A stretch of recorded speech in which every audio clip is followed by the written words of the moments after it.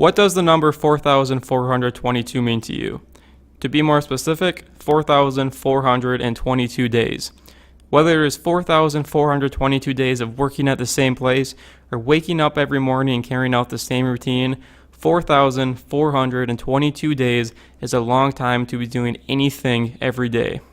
Yet, the American people chose Franklin Delano Roosevelt to be president for 5,844 days. Unfortunately, FDR died 2 months and 24 days into his fourth term. He only served as president for 4,422 days. On April 12, 1945, America's 32nd president was sitting for a portrait in Georgia when he spoke his last words, "I have a terrible headache." He proceeded to feign and die 2 hours later of a cerebral hemorrhage. It begs the question, how come no president before or after FDR has ever served longer than 2 terms in office? Hello, Internet Explorers. My name is Hunter Blazer of Milky Way News, the official podcast of the Milky Way. Welcome to episode 1 of our Concepts playlist, or solo cast, whatever we decide to call it, we don't really know yet. You know, when I first had the idea for Milky Way News, I looked to all of the podcasts I currently listen to as inspiration. The gaming podcast, history, nature, survival, political, science, I don't know if I said any of those twice, whatever. I looked to all those for inspiration. Whenever I was listening to those podcasts, I felt relaxed and at peace, and it's better than listening to music. It has substance to it. Not that music doesn't, but podcasts are they're their own dimension. Now, I guess you could say I wanted to give that same feeling to someone else, so that is one reason that I am doing this podcast with my buddies and right now by myself. In addition to giving that feeling to someone else, it's really fun to produce these podcasts. It's fun to immerse myself in this world and just research things of interest to me. So this week, what is of interest to me is the Constitution, and to be more specific, the 22nd. I don't know if that's right. Whatever. The 22nd Amendment of the U.S. Constitution. Now, today is July 6, 2016. About a week and a half ago, U.S. President Barack Obama was in Canada, and I saw a video of the Canadian Parliament shouting 4 more years. Obviously, he can't serve 4 more years, but it was interesting that our neighbors to the north thought that. So, what we're talking about today is, why can't the president serve more than 2 terms? No matter your stance on America's government and politics, there is no denying the fact that FDR falls within the top 5 most influential presidents of all time. While dealing with the Great Depression, World War II, and everything in between, FDR adapted the country countless times to adjust for a changing world and allowed America to become the world's first modern superpower. So, with only one president having ever served more than 2,922 days in office, or 2 full terms, and with that presidency being such a smashing success, we should be asking ourselves why our Constitution and Founding Fathers forbid a president from serving more than 2 terms. Well, as it turns out actually, the Founding Fathers never added a clause limiting term lengths to the Constitution. Up until March 21st, 1947, there was no limit to how many terms a president could serve. Unfortunately, D.C., for the most part, has been a 2-party system, and this explains why the Republican Congress supported limiting terms of presidencies to prevent the Republican Party from ever losing the White House again for the 16 years FDR was prepared to carry out. Republicans looked to George Washington, Thomas Jefferson, James Madison, James Monroe, and Andrew Jackson's voluntary decisions to serve 2 terms to show that the Founding Fathers supported 2 terms in theory. However, Washington even said in his farewell address that he decided not to pursue a 3rd term due to old age. Skipping ahead several decades, Ulysses S. Grant pursued a 3rd term but lost due to the party's previous nomination of James Garfield, and Grover Cleveland lost his bid for a 3rd term largely due to the Panic of 1893. Even the great Theodore Roosevelt, having taken over after William McKinley's assassination, pursued a 3rd term but lost to Woodrow Wilson. Yet, the Republican Party decided to ignore the recent past and look farther in time to garner support for their case. As the 1944 presidential campaign was coming to a head, future non-president and FDR hater Thomas Dewey pushed and voiced his idea to impose a 2-term limit. Dewey is quoted as saying, 4 terms or 16 years is the most dangerous threat to our freedom ever proposed. While it seems unlikely Americans would support his case as FDR had propelled America into world supremacy, most American male voters were fighting across the globe, and low voter turnouts led to Republican victories, as shown in nearly every historical document. Even with the low voter turnout, though, FDR still reigned supreme. In 1932, FDR received 57.41% of the popular vote. 1936, 60.80%. 1940, 54.74%. In 1944, 53.39%. However, the Congress went to the Republicans, with FDR securing a 4th term even amid public health concerns. The 80th Congress, Republican-held, approved the 22nd Amendment to the U.S. Constitution in March of 1947.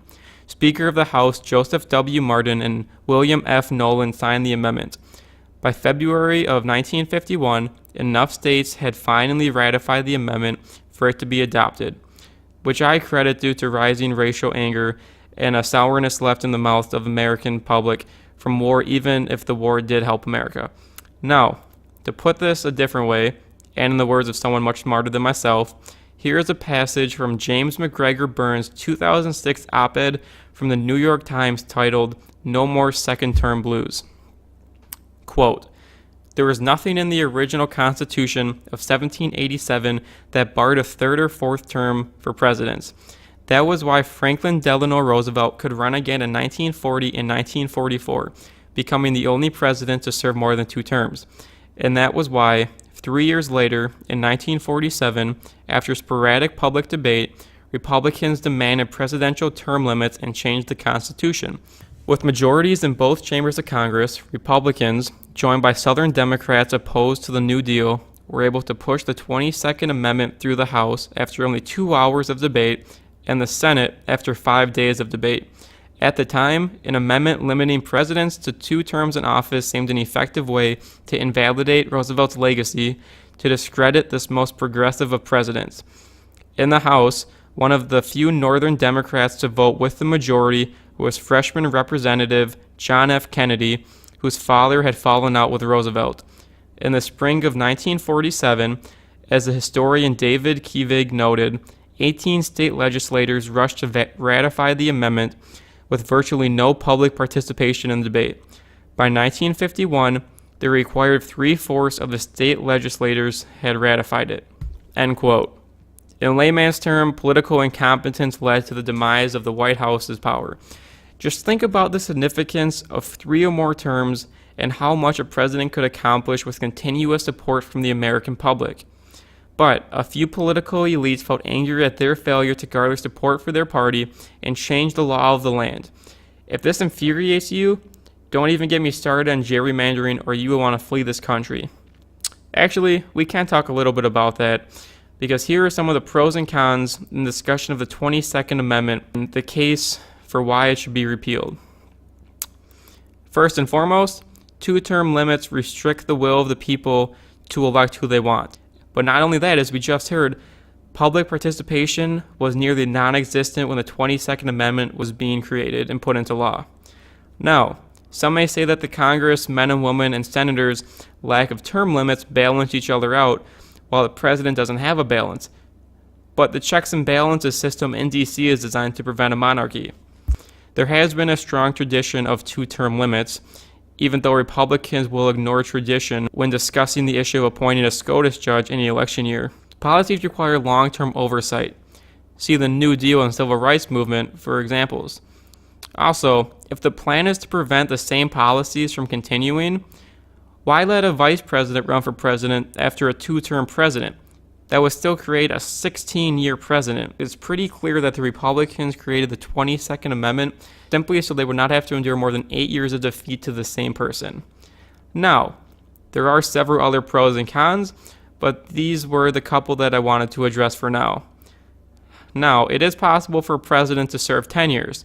Let's say the president dies 740 days into their term, or a little over 2 years. The vice president can finish that term and run for president 2 times, thus serving about 10 years. This has not happened yet, not in the real world, and not for Frank Underwood. On another side note, a quick scroll through Wikipedia results of term limits in free countries shows that the vast majority of countries having terms longer than America's outdated 2 4-year terms. Many nations favor 2 5-year terms, and there are even more nations that have unlimited 5 and 7-year term limits than there are that have America's 2 4-year term limits, i.e. Scandinavia and Italy, to name a few. All in all, as much as America is a lagger when it comes to welfare, a topic for another time, I do believe America is a lagger when it comes to creating fair elections and term regulations that would allow for the will of the people to be the law of the land. While I do not think that America's current 2 4-year system will lead to America's demise, I do believe that our system hinders the evolution of society just as religion hinders the evolution of society. And well, that's also a topic for another time. Thus, to answer the prompt that made you click on this video, I do believe that the 22nd Amendment should be repealed and replaced with unlimited 6-term presidencies, whether they be consecutive or not consecutive, 2 6-year consecutive terms, a break, then they come back for a 6-year one. That is a much better system, and I believe we need to stop treating America as a forerunner of new policies, and we should look to the rest of the country and take their policies and implement them at home. Now, just kind of wrapping up now. Every week in our weekly Milky Way News podcast, my co-host and I discuss gaming news, science, tech, sports, maybe a little politics. Kind of just talk to each other. We just hang out.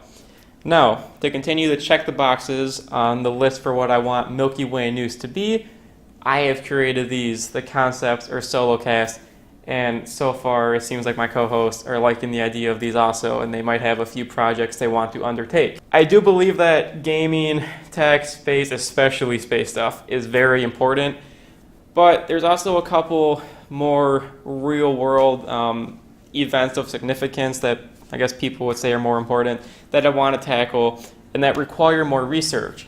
Now, I could throw these in with our weekly podcast, and maybe I will at some point on some issues, but because these are so research-based, and I want to have the facts when I'm making my case, these solo casts are a better media to display my research in our weekly podcast. In addition to that, this might lead to more than one podcast a week. And also I get to record right now. This is kind of cool. Cool background back here. I like this so far. As far as my case against the 22nd Amendment goes, my research is not complete. This was like a 9 or 10 minute video. Only had a few pros and counterpoints. My bias was very obvious. I just wanted to get my ideas out there. This was my first solo cast. I will have more issues, topics, research to come. If I pissed you off, feel free to leave comments and descriptions or questions or in the comments, whatever. Just said a lot of words right there. But also, if you're mad that I'm attacking America and you think America is like the freest country on earth, you should realize that because we are a free country, I have the ability to just take a step back and see America for as it is and realize we're not as special as some people make us out to be. And I guess the so what of this video is I would love to provoke change and get people thinking about this issue, because some people might not even know this is a debate, and an important debate at that. Thank you for watching, and stay tuned to this channel for more videos soon.